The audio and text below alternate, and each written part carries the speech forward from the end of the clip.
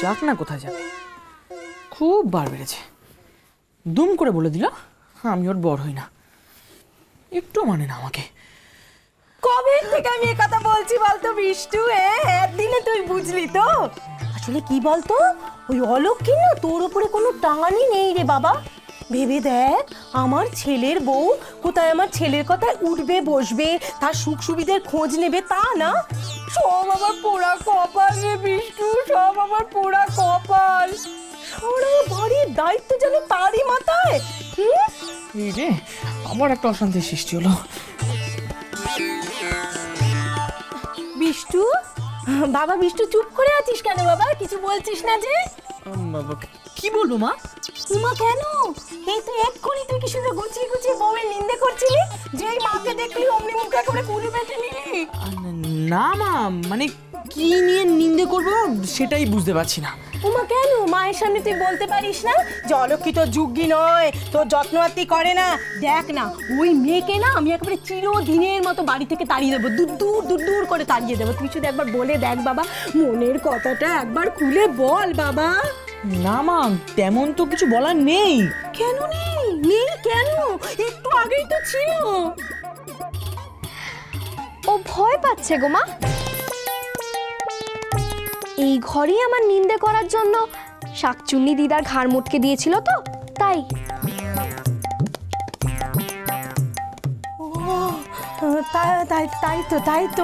তাই তো। তুমি ভয় পেও না গো, তুমি প্রাণ ভরে মায়ের কাছে আমার নিন্দে কর, আমি শাকচুন্নিকে বলে দেব, কিচ্ছু করবে না। বিশ্বাস করো, দিদার সময় বারণ করেছিলাম, কিন্তু শুনলই না। তোমার সময় আরো বেশি জোর দিয়ে বলবো, হয়তো শুনবে। তুমি না আমার বর, আমার স্বামী বলে কথা। হ্যাঁ তাই তো বাবা বিষ্টু, বলছি কি যে এ ঘরে তো বেশি কথা বলা ঠিক নয়। মানে আমি এখন যাই, বুঝেছিস? তুই আমাকে পরে যা বলার বলিস। হ্যাঁ, আমি বরং যাই।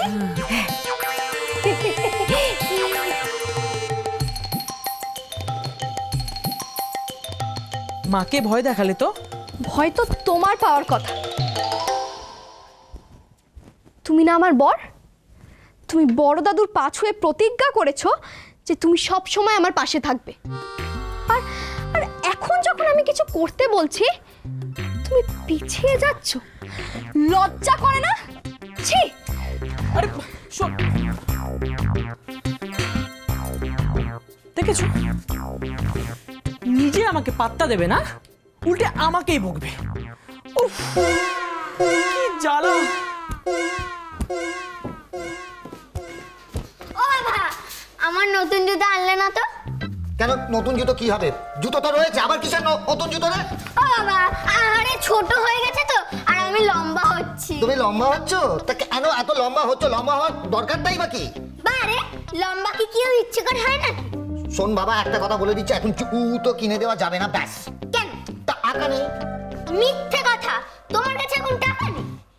টাকা আছে, কিন্তু সে দোকানের জিনিস কেনার জন্য টাকা। ও, নিজের দোকানে জিনিস কিনতে পারবে, কিন্তু আমার জন্য জুতো কিনতে পারবে না। ও মা! মা! ভাই, একদম অসানো মা হচ্ছে, ইচকানুরে ছেলে। দেখেছিস কেমন জেদ হচ্ছে, দেখেছিস? একটু বোঝাতেও তো পারিস। ও দাদা, তোমার দোকানের এই হাল কি করে হলো?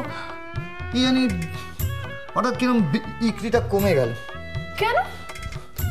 জানি না, হয়তো আমারই দোষ, আমি হয়তো ঠিক নজর দিতে পারিনি। তারপর তুই তো মামার বাড়ি চলে গেলি, এদিকে তোর বৌদির দরকার পড়লো আমাকে, এদিকে সময় দিতে হলো। না, এখন একটা কর্মচারী রেখেছি, সে পুরোটা দেখছে। তোমার কর্মচারীর নাম কি? সত্য বিশ্বাস। যেরকম নাম, এবার চরিত্র সেরকম, মানে একবার ধার্মিক টাইপের আর কি। ঠিক আছে, তুমি এগো, আমি টোপাইকে সামনে নেব। হ্যাঁ, একটু বোঝাস তো। হ্যাঁ। আসি রে। দুক্কা দুক্কা দুক্কা দুক্কা। সত্য বিশ্বাস, একবার দেখতে হচ্ছে তো। সব কথা তো আমাকেই শুনতে হয়। তোমাকে একা একা ছেড়ে দিই, আর বড় দাদু আমাকে মারতে আসুক। চলো, কোথায় যাবে? চলো। বড় দাদুর চিকিৎসা করানোর জন্য তো টাকা জোগাড় করতে হবে, তাই না? তার জন্য বুদ্ধি লাগবে। শোনো, আর কোনো কথা না, চলো তুমি আমার সঙ্গে চলো। আর কেউ যদি জিজ্ঞেস করে যে আমরা কোথায় গিয়েছিলাম, তুমি বলবে তুমি আমাকে জোর করে মেলায় নিয়ে গেছো। বলবে বলো? মানে তুমি মেলাতেও যাবে না, আবার আমাকে দিয়ে এই সমস্ত বলাবে? অসম্ভব। ঠিক আছে, তাহলে কাকে ডাকবো বলো? শাকচুন্নি না দাদুকে? বলো কি, একদম বাড়াবাড়ি করবি না। ঠিক আছে, তাহলে সেই কথাই রইলো। যখন কেউ জিজ্ঞেস করবে তখন তুমি সব দোষ নিজের ঘাড়ে নিয়ে নেবে। ঠিক আছে?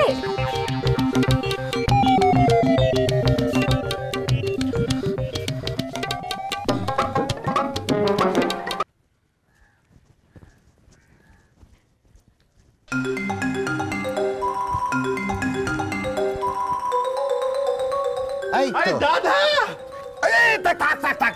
ও তো তুমি যে কি করো না, এমন ইয়ে করো, পাহাড়ি প্রঙ্গা লজ্জায় পড়ে যাই। দাঁড়ান, আগে প্রসাদ খান। আমি আসার সময় আজকে মন্দিরে গেছিলাম, তাই? দোকানে একটু বিক্রি বাটা যাতে ভালো হয়। দাঁড়ান প্রসাদ। ঠিক আছে দাঁড়ো, মাথায় ছোঁয় বাবা। সত্যি তুমি যে দোকান নিয়ে ভাবো না।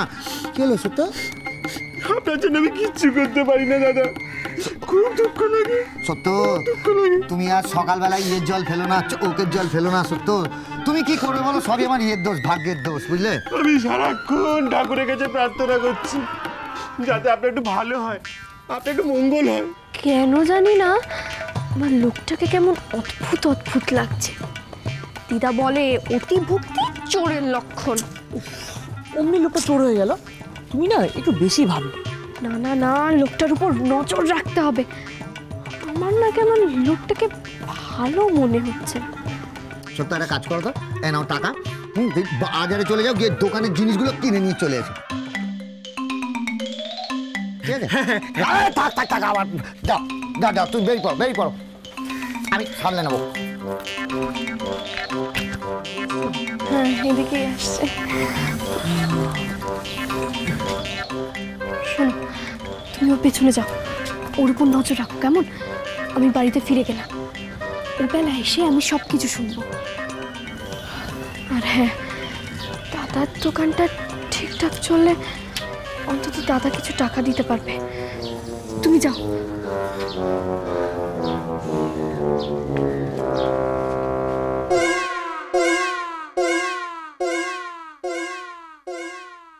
সন্ধে সন্ধে বাতি দিই আমি রোজ দৌড়ে, মনে মনে বলি বাবা লক্ষ্মী থাকে ঘরে।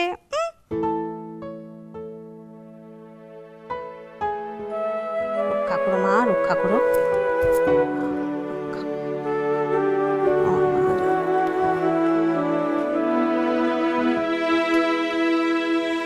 না না না নি নি না না নি না না নি নি না নি না নি নি নি না না। বলি ধুনো দিতে দিতে দরজার দিকে তো নজর কেন? সে মক্কেল কোথায়? দিদি ভাই, তুমি যে কি বলো না, মক্কেলটা আবার কি? দেখ লক্ষ্মী, আমাকে না এসব টুপি টাপা দিবি না, তোর বয়সটা না আমি পেরিয়ে এসেছি।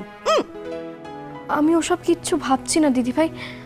আমি ভাবছি বড় দাদুর চিকিৎসার টাকার জোগাড় হবে কি করে।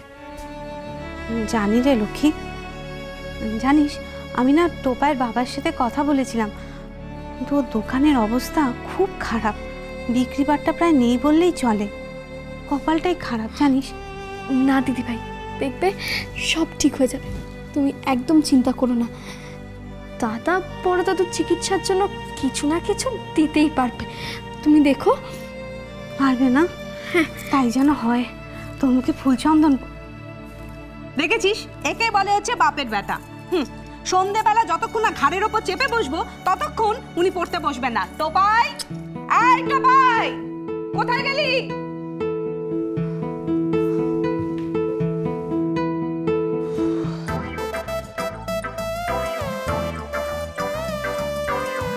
বাবা, আলতা আছে নাকি? হ্যাঁ দেবো।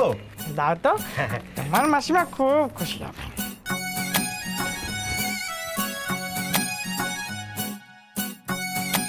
এই নিন। এই নিন।